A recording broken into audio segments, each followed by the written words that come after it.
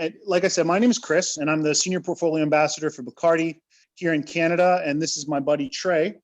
And Trey is the owner of this shop, Smoke and Cigar, up here on Bayview, just south of Eglinton. It's a legend in the community, a cigar hotspot. And, you know, Trey's taught me everything I know about cigars.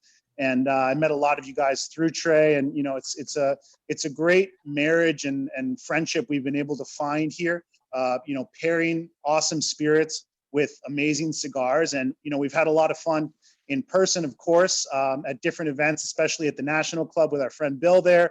But, you know, as COVID has done for everyone in every industry, we've all had to pivot and find different ways to connect with each other.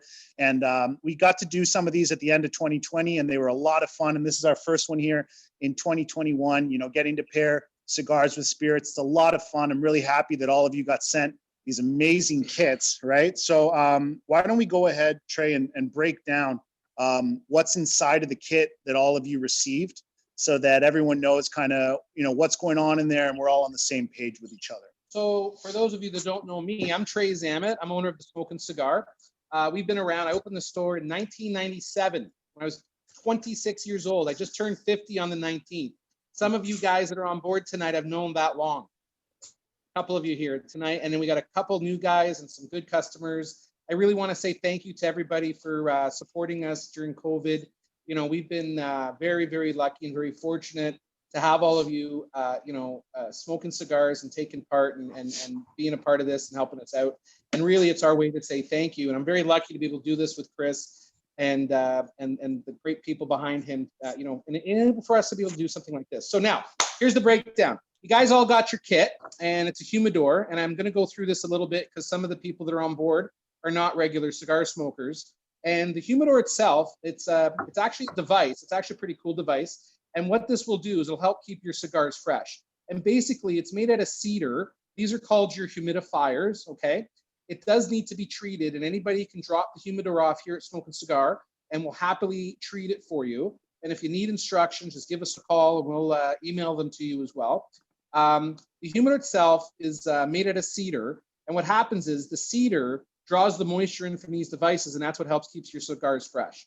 And it is a device, and it is kind of like a house plant, and you do need to treat it on a regular basis. You do need two things, and that's a solution that goes into the humidifiers and distilled water for the wood, and that's how you treat it. And again, we can give you all these instructions, so we're not really going to talk too much about that. But for the new people on board, if you do have your humidor and you want to get it treated, feel free to give us a call. We'll send you instructions, or we'll help you out with that, okay? Now, in the kit, you got three great cigars that a good friend of ours, Roberto Palaio, who a couple of you have met, has helped us make for this event. And it's the same cigar with the same blend. This is called a Corona or Petite Corona. And we have three different wrappers. And if you can notice the slight different color, we're going to get into detail about that in a little bit. Also in your kit was this here, which is called a cutter. And in this cutter, you'll want to push the little button on the back, and then a little blade's going to pop out. And we're going to use that to cut the cigars. And when we're ready for that, I'm going to teach you that as well. So if you have any questions, don't be afraid to jump in. And we're really going to teach you about the difference in the cigars, same blend, three different wrappers, and how it makes such a difference. And you pair it with these great spirits that we're going to do tonight. And I'll tell you, there's nobody better in the industry than Chris to teach you guys some stuff. So again, if you have any questions, feel free to jump in. I think that's everything. So that's pretty much everything in the kit. And then we also had these two awesome booklets on the brand. The Aberfeldy one is going to give you a pretty cool introspective on what's going on with Aberfeldy whiskey, where it's from, all of the, you know, knows and need to knows about it. And then also another one here for Teeling whiskey, which is an amazing brand straight out of Dublin. But also on the back of that one, you have a QR code. So if you're interested in learning more about the brand beyond what we talk about today, use that QR code. On the website for Teeling Whiskey, there is a pretty epic virtual tour of the distillery. It's pretty amazing. You can walk around the entire distillery virtually and check out the whole thing. So those are two more things that are inside of the kit. I do want to shout out, you know, kind of the significance of, you know, what we're doing today. We're pairing Scotch single malt whiskey as well as some Irish whiskey with cigars. And conveniently enough, in a couple days, it's going to be not only Robbie Burns Day, but Irish Coffee Day. So I'll be celebrating Robbie Burns Day with my buddy Rob there. We're going to have a haggis and do the official address to the haggis, which should be really cool. And later today, I'm going to show you guys how to mix up a perfect Irish coffee to finish off the session. But, you know, 2 special days in one coming up. So, you know, this couldn't be a more timely event. You know, I think pairing cigars and whiskey and spirits in general is kind of obvious for some people, but for others it's not, and it's a little bit of a question mark. I know, you know, when people think of going down to Cuba, they think about drinking rum and smoking cigars, but they don't always think about whiskey. And I think, you know, there's so many incredible reasons to pair spirits and cigars. For all of you who know lots about cigars, maybe you know that part of it. And for those of you who know a lot about spirits, you know that side of it. But there's so many similarities between cigars and spirits, right? Whether it's the fermentation of the alcohol or the fermentation of the tobacco, the way that barrels and cask finishes can affect whiskey, or the way that the wrapper on the cigar can, you know, completely change the flavor of the tobacco in the cigar, right? So there's so many incredible similarities between cigars and spirits, and especially whiskey. And so that's why it's such a fun session to be able to talk about the way that the two different things can really come together. And you'll see when we get there the way that the cigars, you know, completely change the flavor of the whiskey once you've tried it and once you haven't. So that being said, I think we covered all the starting notes. Why don't you want to get into that first cigar? Absolutely. Yeah. Some of you guys are outside, so I don't want to keep you out in the cold too long. So we're going to get smoking here now. So we're going to start off with the Teeling. Yeah, let's start off with the Teeling. Okay, Yeah. so the first cigar you're going to pick is the one that says Teeling. And on this here, it's an all Nicaraguan cigar. It uses a Nicaraguan wrapper, a Nicaraguan filler, a Nicaraguan binder, but the wrapper is actually from Ecuador. And cigars, like whiskeys, you know, they can be a puros or a completely from one region. A lot of times they'll use a lot of different tobaccos to make the blend. This is made from a good friend of ours named Roberto Paleo, who a bunch of you guys have met. And this wrapper, he actually grows in his own farm in Ecuador, and I visited a few years back. It's some of the best wrapper in the world. It's got some of the most flavor you can get out of a cigar. It's a lovely wrapper. It's very silky, offers a lot of flavor. On the Teeling, we have what's called a Connecticut Wrapper. So this was grown in Ecuador. The seeds did originate from Connecticut, and they replant them in other countries. And then with this cigar, with the Teeling, and I'm going to encourage you guys to cut it now. So we're going to take our cutter and our cigar. We're going to take the bullet. And the reason I prefer the bullet cut is that if you cut the cigar a little too much, you may get a little bit too much smoke coating your mouth. So by doing the bullet, and we do this when we test, you can cut it if you guys want with a straight cutter if you don't want to use the bullet. You're going to take this cigar. We're going to light that up. So if you want to take, you can actually start lighting it now, guys. So we're going to take the first cigar, the Teeling. And some of our guys, some of our people on the call today, they're not like total pros when it comes to lighting. So you want to kind of give them a little lowdown on how to light it properly? Get our Teeling there. Yeah, and that's another thing, guys. Go ahead and open up your Teeling bottle and pour it into your glass. And, you know, we're going to want to taste the whiskey before we maybe smoke the cigar and after. Yeah. So you can really notice the difference on it. So I'm going to try mine neat first. I love Teeling. It's become one of my favorite whiskeys. Chris has introduced this to me. And Irish whiskeys, as you know, has become, for those of you that come to our events, you know, we're lucky enough to do we did 35 events prior to COVID. We did 4 at the National Club. And as you know, the size of my store here, we love doing events here. And the biggest event we actually have, we have up to 300 people here at the store throughout the night. And we love to smoke and drink. So I highly suggest taking the Teeling. We're going to give that a little sample. Yeah. Well, let's go through it, right? So if you lift it up, you can see it's kind of like a very light golden color. It's a relatively young whiskey when you think about, you know, whiskeys out in the market where they stand, you know, younger than 8 years in terms of aging on this one. This is going to be a blended whiskey. So it's a blend of column still as well as pot still whiskeys with a blend of grains as well, right? But what really sets this whiskey apart from a lot of other ones is going to be the secondary cask finish. So after this whiskey is done being aged, they're going to go ahead and put it into a rum cask, a Caribbean rum cask. And that's going to give it all these beautiful flavors of vanilla, nutmeg, you know, tobacco, leather. And let's go ahead and taste it.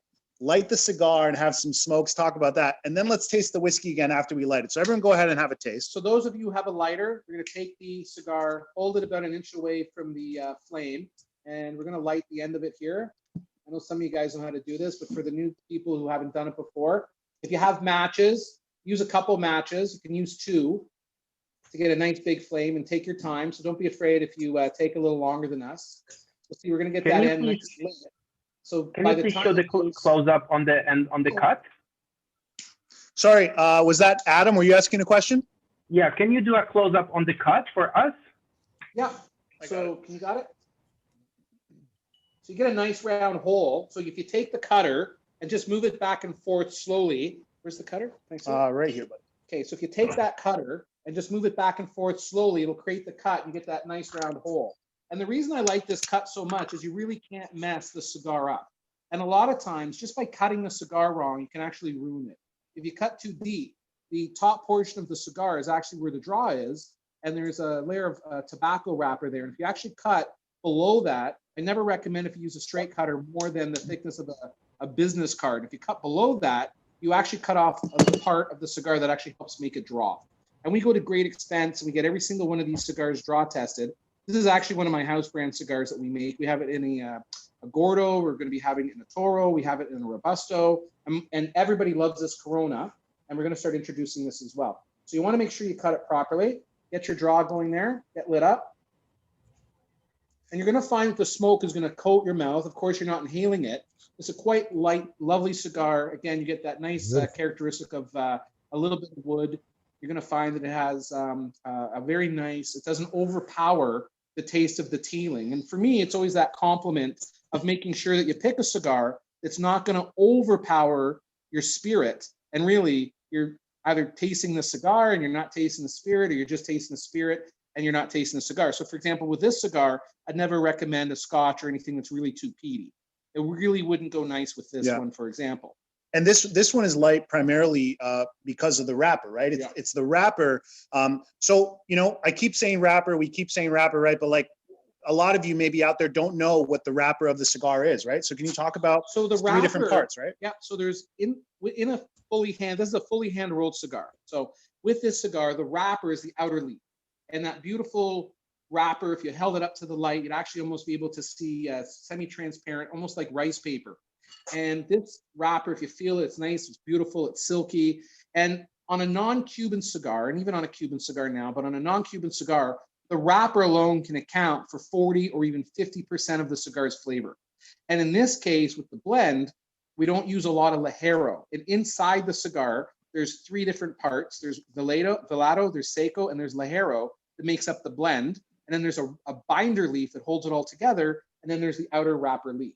So we don't use a lot of heavy tobaccos inside to make sure that we create a really nice, palatable, smooth blend. This cigar really is something almost anybody can smoke. I mean, if you haven't smoked a cigar, you're not very experienced, this is something that's very smooth, very easy for you to try. It does come in other sizes too. You know, there's more than 35,000 different varieties of cigars, guys.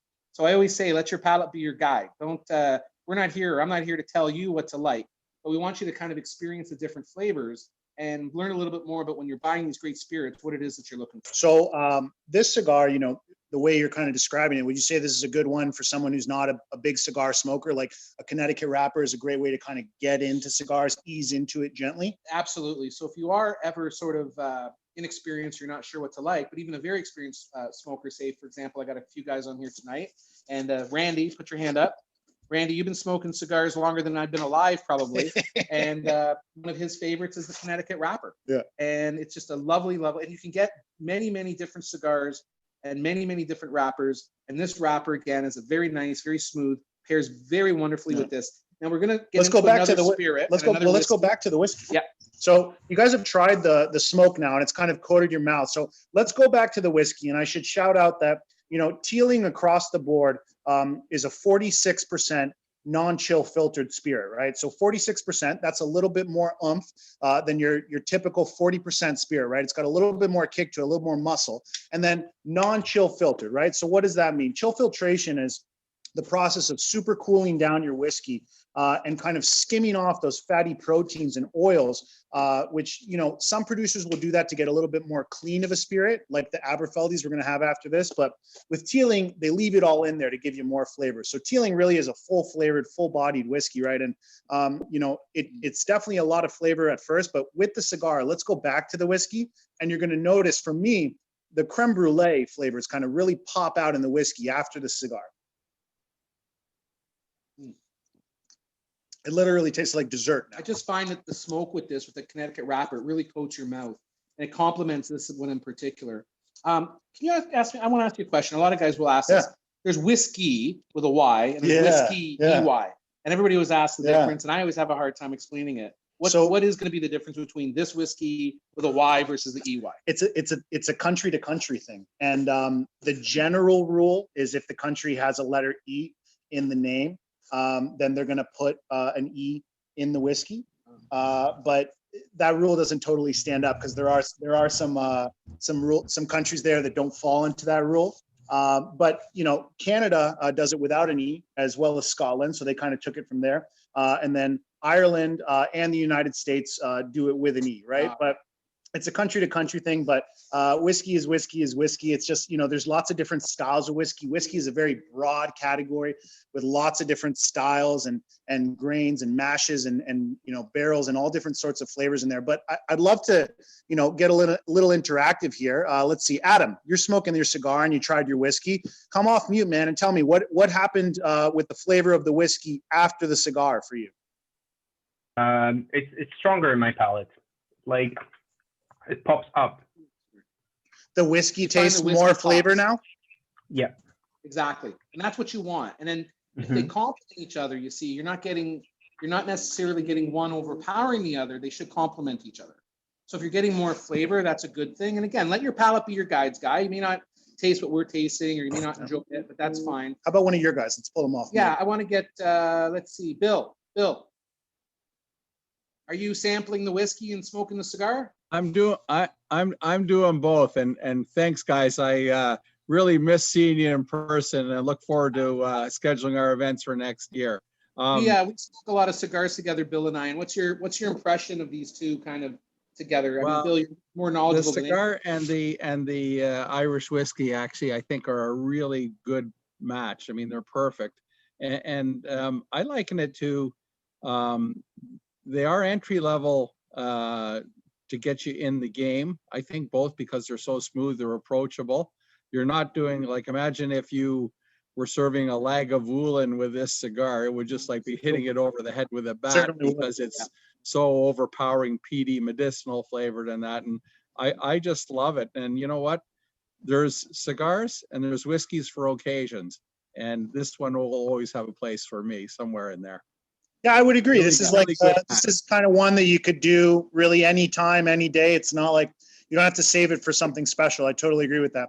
Let's. The other thing, Chris, is kudos to you. I mean, creme brulee wouldn't have clicked into my head, but after you said that and I taste it, I've eaten enough creme brulee over the year. You're right on with that. Creme brulee with a kick, though. I really think this Teeling just knocks it out of the park, and it's become one of my go-tos now when I smoke cigars. Yeah. Now, guys, when you first lit the cigar, always give it the first third, and the cigar will change. But we're going to smoke 2 more cigars, and we're going to come back to this. Yeah. So we're ready to get into well, I should say that. So, guys, we're going to go ahead and move on to the next cigar. And all of you are invited to join us and light all 3 cigars and try all 3 cigars with all 3 spirits, but you certainly don't have to. You can save them and you can listen in on the tips and, save it for another day. But if you want to join us, we're going to move on to the second cigar and the second whiskey. So let's get our second cigar ready, and let's also take our Aberfeldy 12 and pour it into a glass. And if you look at the cigar, it's going to say Aberfeldy 12 on it. You'll notice the wrapper is a little bit darker. That's because it's sun-grown. And this is the natural one, the natural. We call this a natural. So the difference is that it's a Habano seed. The wrapper is actually from Nicaragua. So it's not from something that's been planted in another country and then brought over. This one, I mean, everybody asks me, where do the seeds come from? Look, originally, most of the great tobacco seeds, most of the great plants did originate from Cuba. But I always call Cuban cigars, let's say, old world wines, and then you've got your new world wines with, your Chileans and your Californias and your Argentinians. And Nicaragua has really come a long way, and it's actually become my second most favorite cigar producing nation after Cuba. Remember, there's Cuba, there's Nicaragua, there's Honduras, there's the Dominican Republic, Mexico. Mexico provides some of the best tobacco in the world.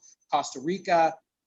There's many different regions. The Philippines that actually even produce cigars. But with these Nicaraguan cigars, you always get a really nice, I think, complement because they can be a puros. You can use all the ingredients from one region to really, give you that taste that you're looking for. So now, can I grab the cutter? Yep. So we're going to cut that again with our bullet cutter.